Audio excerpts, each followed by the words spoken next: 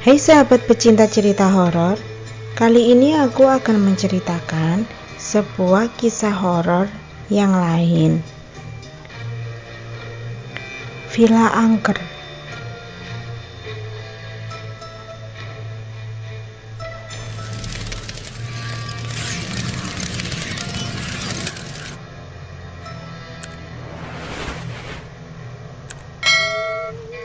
Lastri adalah seorang mahasiswi yang menjadi salah satu panitia untuk kegiatan diklat di kampusnya. Dia mendapatkan tugas untuk mencari villa acara diklat. Lastri dan rekan-rekan satu organisasinya pun pergi untuk mensurvei villa itu.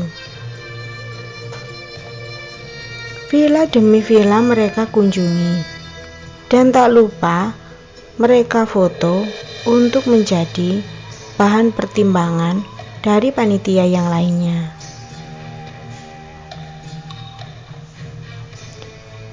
Jujur saja, di satu villa yang mereka survei, tempatnya cukup bagus, tetapi waktu berada di situ, Lastri sudah merasakan hawa yang tidak enak.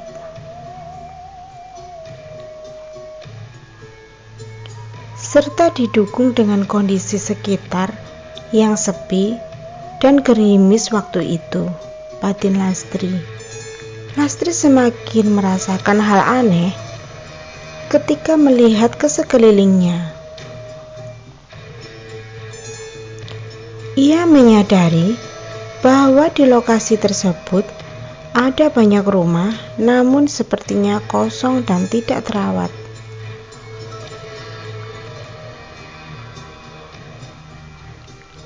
Namun Lastri berusaha cuek karena ia ingat kakak tingkatnya pernah mengatakan bahwa panitia sebelumnya sudah pernah memakai villa tersebut untuk beberapa kali. Setelah berkeliling, melakukan survei dan pemotretan beberapa sisi gedung, kumpulan mahasiswa itu pun akhirnya kembali ke kampus dan ke rumah mereka masing-masing. Letaknya katanya bekas kebun bambu, luas mungkin 500 meter. Akhirnya panitia menyetujui untuk mempersiapkan acaranya di sana. Apalagi tempatnya sejuk dan nyaman. Keesokan harinya, mereka langsung berangkat. Masih survei lagi untuk persiapan acaranya, dengan mencoba menginap selama 3 hari. Setelah lelah dalam perjalanan dan tiba di tempat tujuan, mereka makan bersama di meja yang sudah disediakan bersama dengan panitia yang lainnya.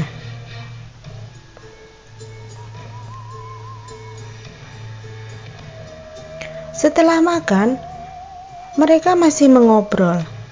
Tak terasa waktu sudah larut malam. Satu persatu mereka pamit untuk tidur.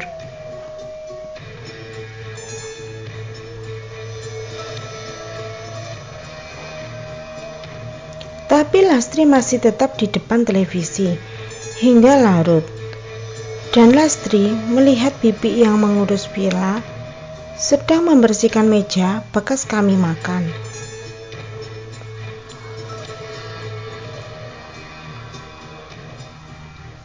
Lastri melihatnya dari belakang. Bibi memakai baju kebaya. Karena tempat meja makan dengan ruang TV tidak jauh, maka terlihat begitu jelas.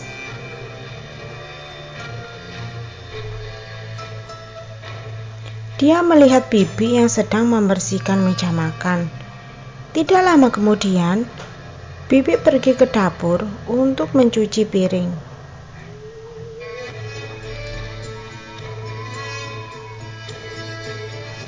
Lastri juga mendengar jelas Suara piring dicuci. Tak lama kemudian, dia ingin buang air kecil dan berjalan ke arah meja makan. Tetapi yang dia lihat,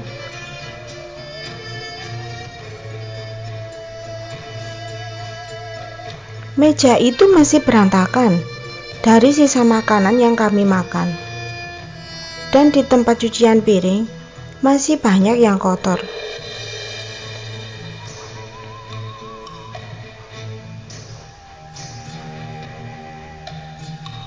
Seketika Lastri menjadi merinding sekali. Setelah dari kamar kecil, dia langsung masuk kamar dan tidak berani untuk keluar lagi.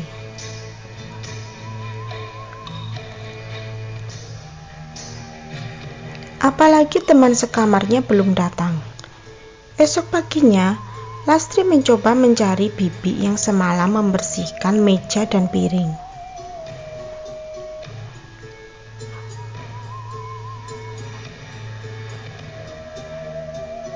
Setelah bertemu, dia bertanya kepada Bibi, "Bi, maaf ya, semalam yang masuk ke dapur dan mencuci piring di dalam, Bibi ya?" tanya Lastri.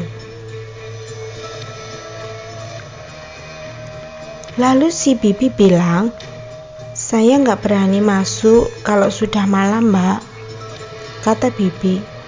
Lastri langsung kaget dan bertanya dalam hati, "Yang semalam siapa ya?"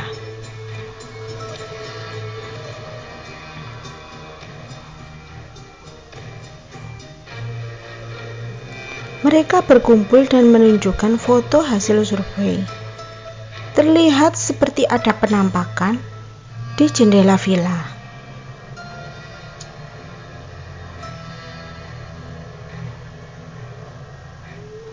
Lebih tepatnya, itu di kamar yang ditempati oleh Lastri. Seluruh panitia seketika heboh karena foto itu. Karena penasaran, Lastri pun bertanya kepada temannya yang indigo untuk memastikan apakah foto tersebut memang betul penampakan atau hanya pantulan cahaya saja.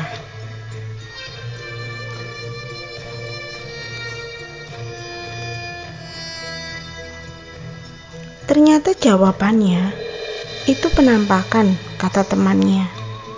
Jujur saja, meski dia suka menonton film horor, tetapi foto tersebut berhasil membuat Lastri menjadi takut.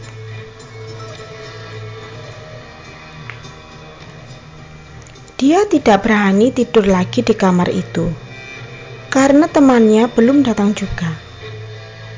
Akhirnya, dia memilih tidur di kamar temannya yang lain.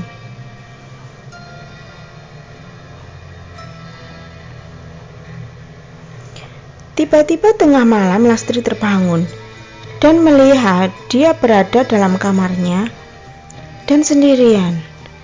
"Astagfirullahaladzim," teriak Lastri.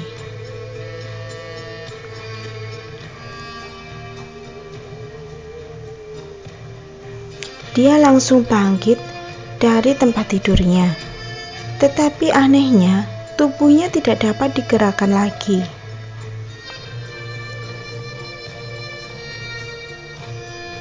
Matanya membulat mulai menatap ke sekelilingnya, yang dia rasa dia sedang sadar, bukan mimpi. Ada sesosok perempuan berambut panjang menjuntai menatapnya dengan mata yang merah menyala.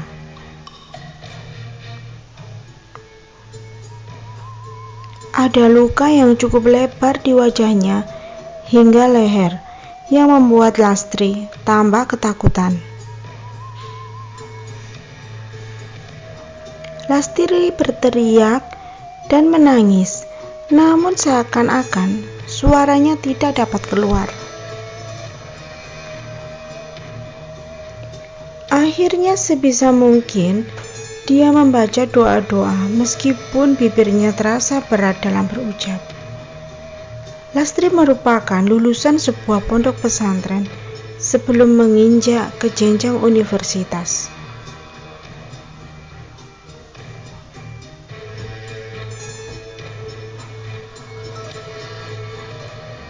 Dia hafal semua doa-doa dan juga sering ikut pengajian di kampusnya. Tetapi sosok itu tak kunjung hilang dan kian mendekat ke arah Lastri.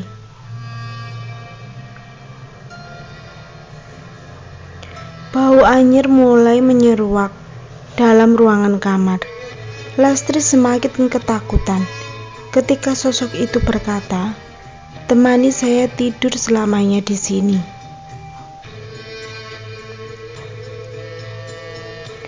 Kemudian bersamaan dengan itu, ada suara lengkingan tawa cekikikan yang terdengar sangat mengerikan. Doa-doa terus Lastri baca, dan dia sudah tidak kuat lagi menahan bau anyir yang keluar dari sosok yang menyeramkan itu.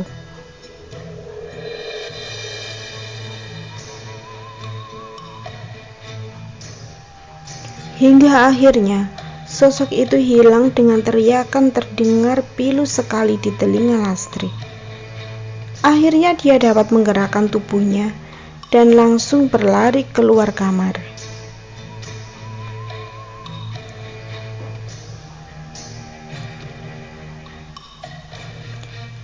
Hingga menabrak teman sekamarnya yang malam itu baru saja datang.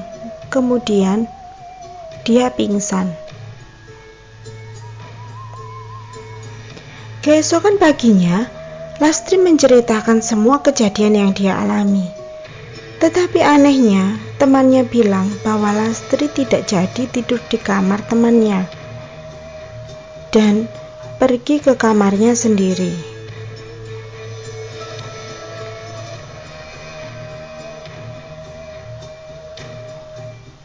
Padahal yang terjadi tidak seperti itu, termasuk sosok bibi penjaga villa yang dilihatnya, tetapi ternyata juga sosok penampakan. Hingga akhirnya diputuskan, daripada ada kejadian yang tidak diinginkan lagi, apalagi setelah melihat foto hasil survei yang dilihat katanya benar sosok penampakan,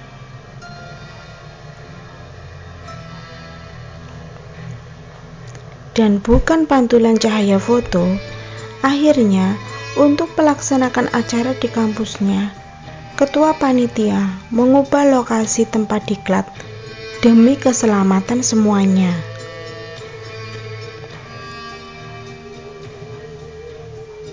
Sekian dulu cerita horornya. Sampai jumpa lagi di cerita horor berikutnya. Terima kasih.